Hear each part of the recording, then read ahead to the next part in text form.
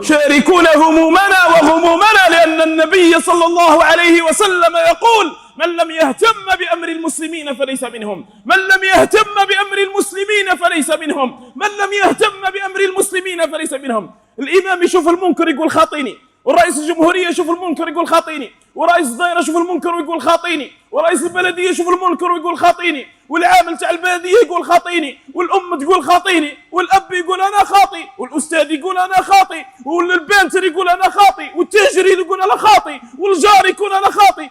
شكون هذه الأمة هذه اللي قال عليها ربي كنتم خير أمة أخرجت للناس؟ هل استقالت أمة محمد عن دينها أو من دينها؟ استقالت الأمة هذه من دينها. أين نحن من رسول الله؟ حبيبكم يسير في صحراء يبيد فيها البيد ويتيه فيها الذكي والبليد من أجل قولوا لا إله إلا الله تفلحوا، قولوا لا إله إلا الله تفلحوا.